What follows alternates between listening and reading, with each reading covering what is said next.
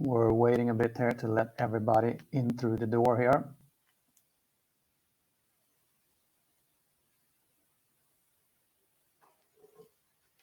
Cool to see this many joining.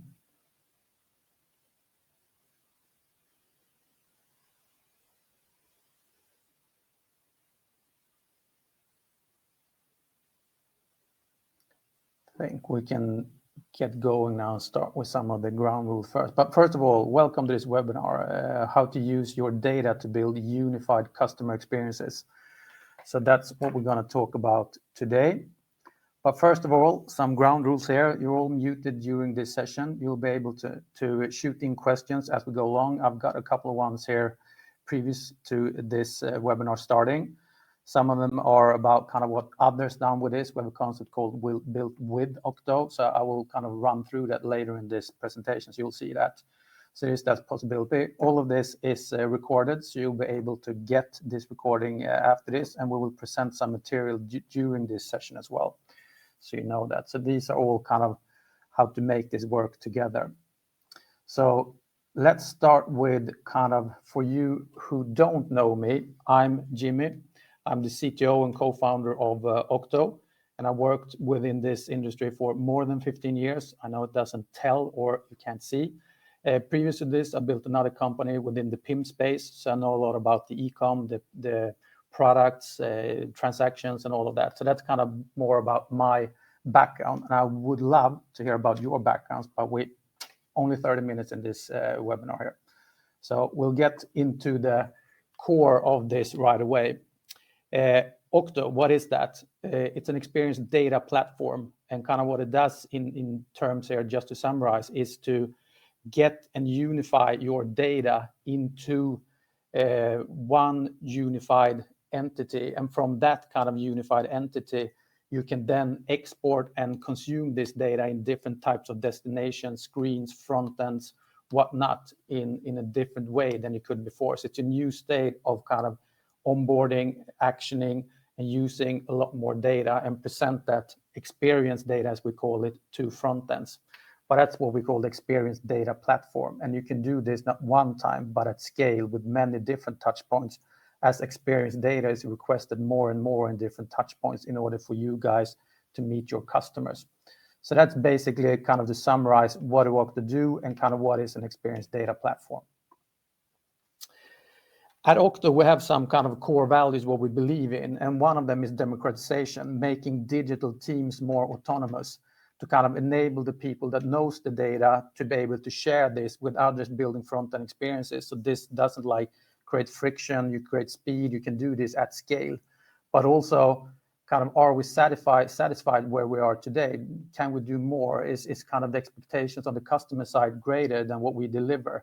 So kind of unlocking creativity and unleash innovation is something that we want to enable with Octo and the experience data platform.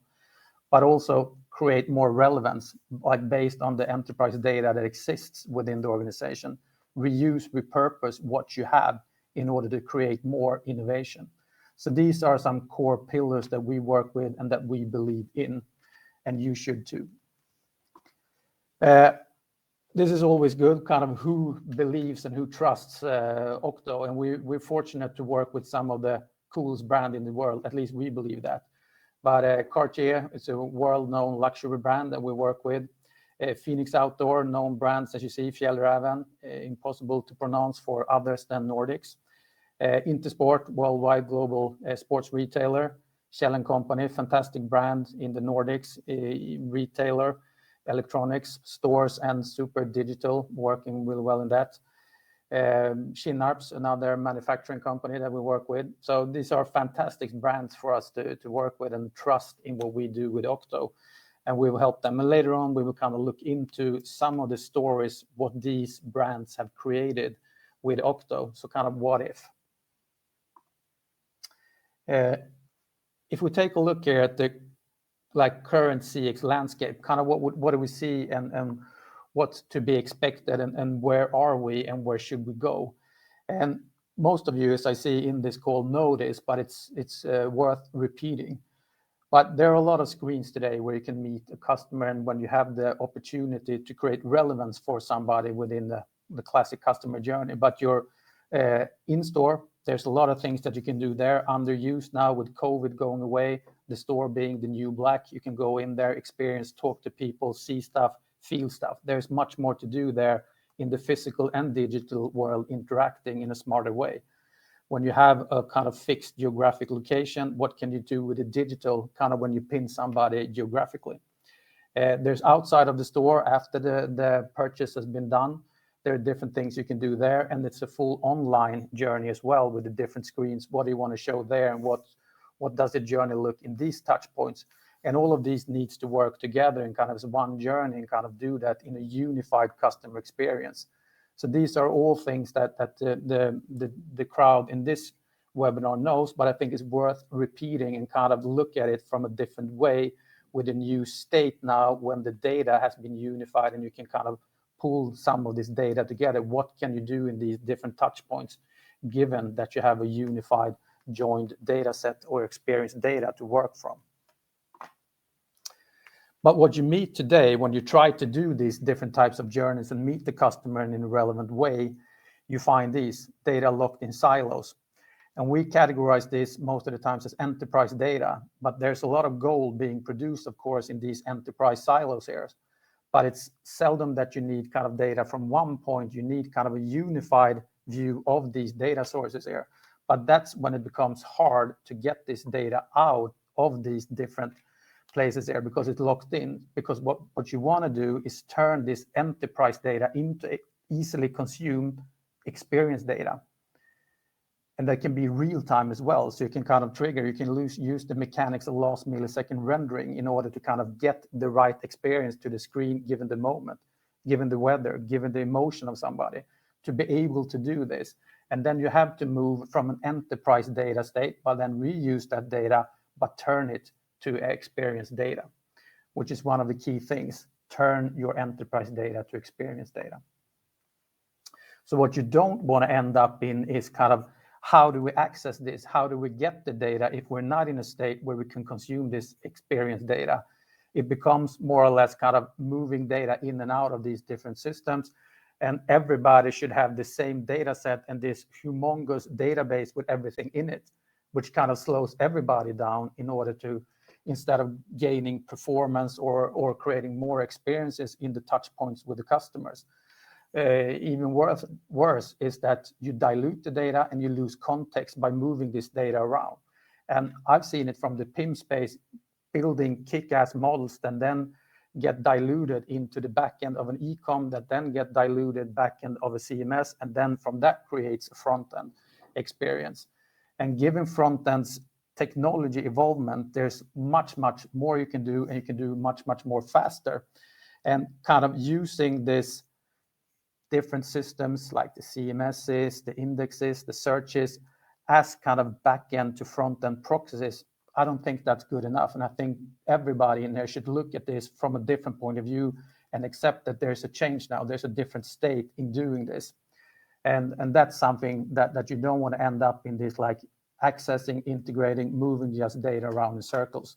And this just creates frustration, friction between teams, and more or less, you don't want to do it. You've done it one time, you don't want to do it again. So time consuming, expensive. It's like, yeah, innovation dies. There's like, I think everybody talks about IT projects. How hard can it be? Why doesn't it work? You've been through this and you don't want to do it again. So this is something you want to kind of move away from and don't experience. So what should be the approach when building these unified customer experiences then? You should look at these, or we look at these different properties or entities, like the customer and all the different attributes from the customer. And the customer can be kind of the 360 of the customer, could be in your loyalty, your CRM, whatnot, your customer card. But the customer has facets. Join that with the product. It in itself, the product has USPs, pictures, campaigns, attachment, whatnot, content around the product, plus the context that this experience is being played out in. The location, the weather, the category, the device, where is it? All of these different things should play together. But customer, product plus context, that gives you kind of the right preconditions to build a kick-ass front-end experience. So given what we said before, you have to turn your enterprise data into experience data. So these kind of nuggets from these enterprise systems become available in the form of experience data, like real-time APIs. You can query them given the context something should be played out in, but the PIMs, the CRMs, the ERPs, the PLMs, and this should always be accessible. And don't push or move data between databases and integrate data models. Use this and turn the enterprise data into experience data so it becomes consumable.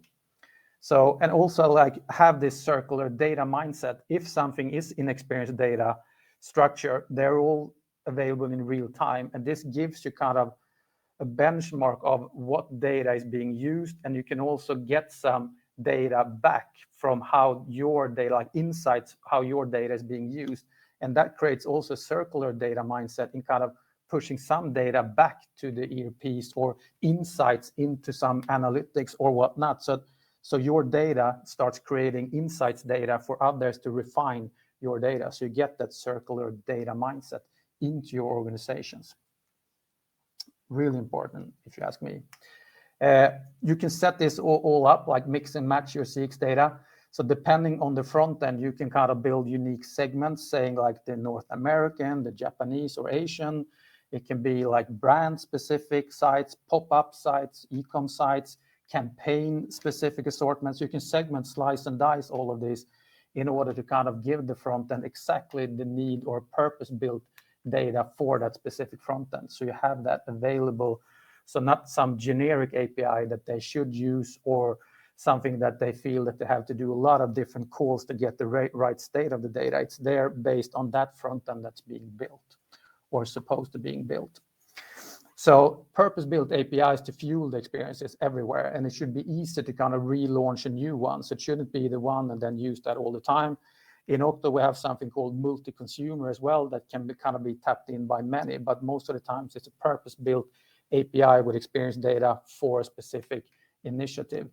And that can also kind of scale geographically. It can be live across the globe as Octo is built serverless, and the data can scale wherever in real time, which is, if you ask me, fantastic.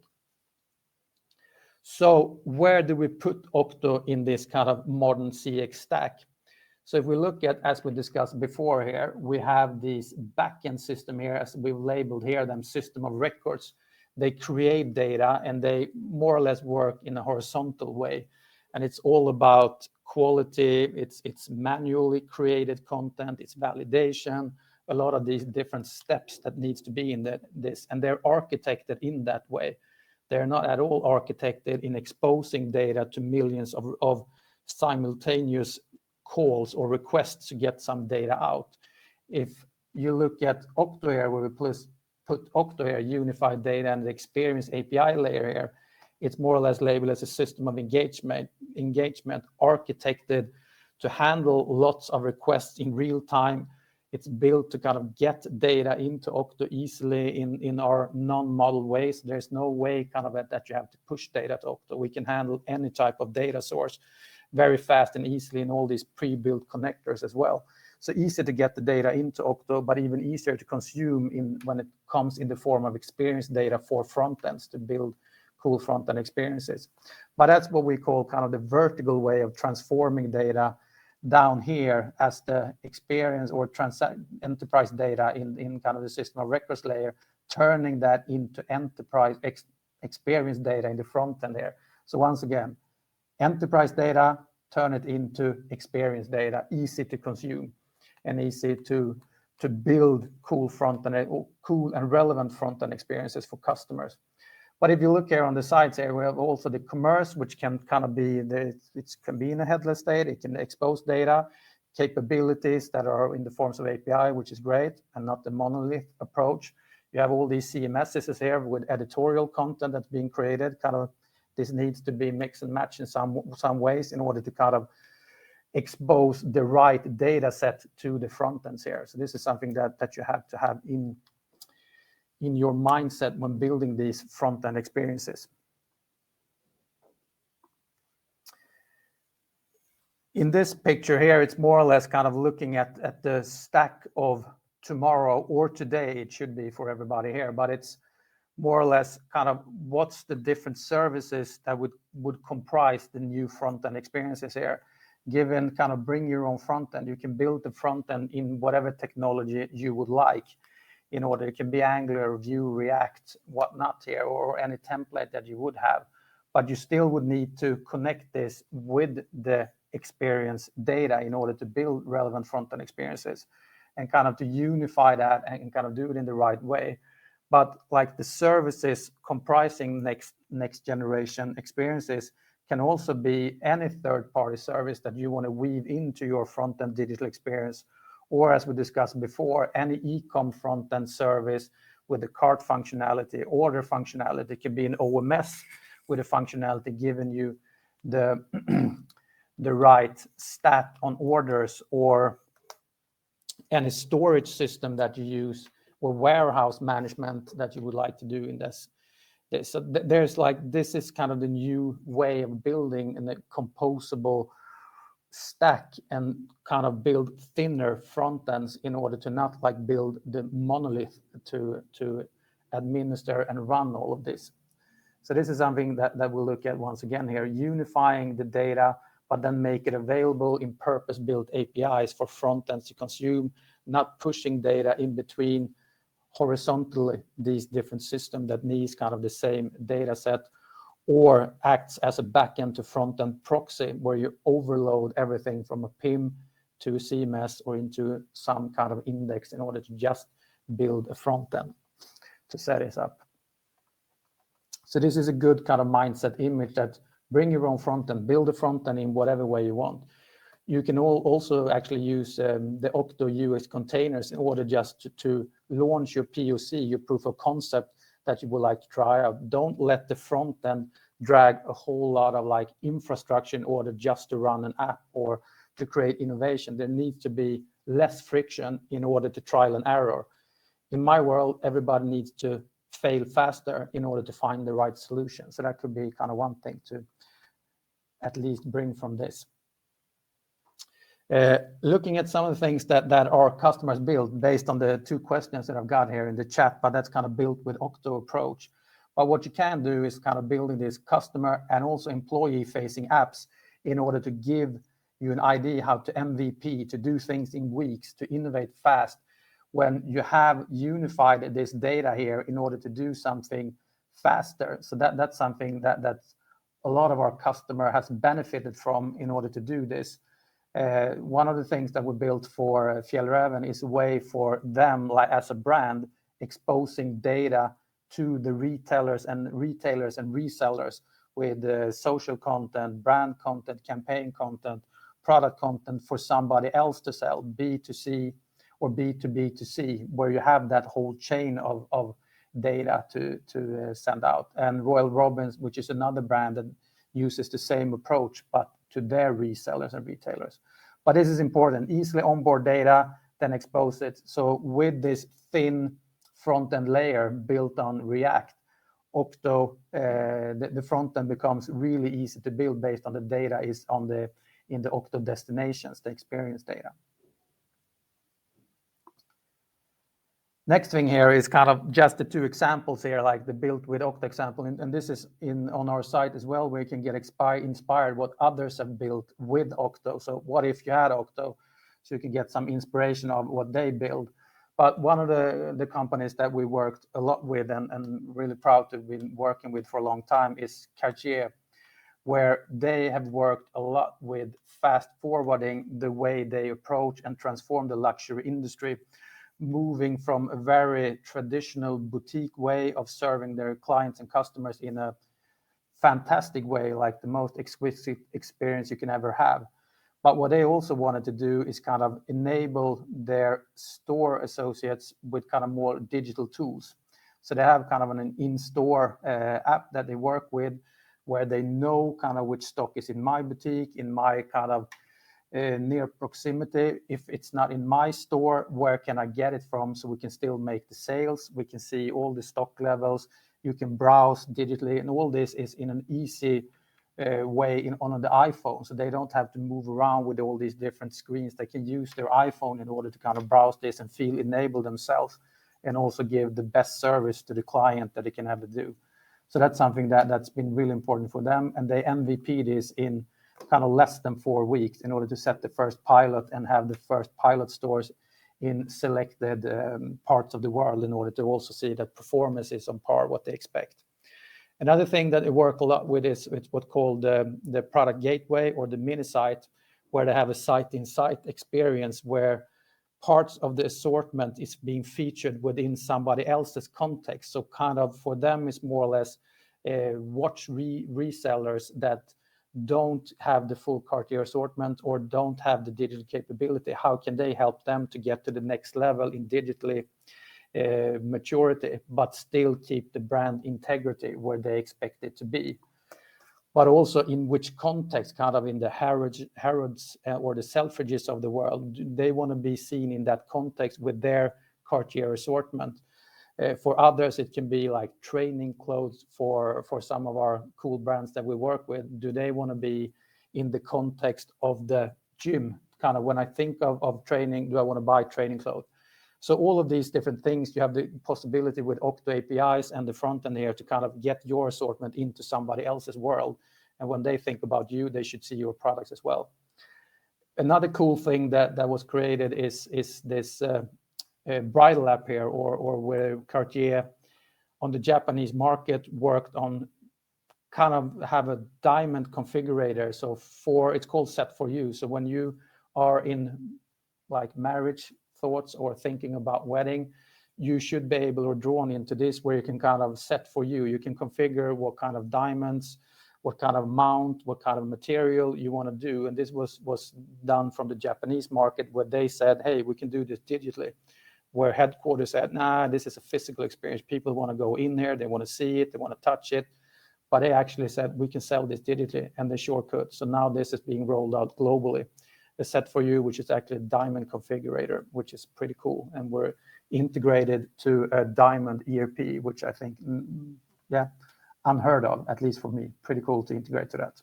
So these are examples of innovation that this created for Cartier when having turned this enterprise data into experience data, and they saw what they could do. The first one, the next one, the second one, they heard about this, can we do that? So it became more kind of creating innovation and releasing this gold as was locked down as enterprise data into experience data, and make this available in the real-time Octo destinations. So that in itself sparks a lot of innovation and creation from their part. So with that said, and everything we run through here, and I saw that was kind of the question. One of the things was also, can you elaborate kind of on scalability and the term serverless? So to summarize that a bit as well, Octo is kind of built in a microservices orientation. So the different services are independently working and scaling within Octo, and they also communicate through APIs themselves. And serverless meaning that Octo, there are no servers running Octo. It's the code, it's the infrastructure, and Octo can scale wherever, which makes a customer like Cartier a good example for us, where we can scale globally with them, given where their boutiques, where Cartier.com is being browsed.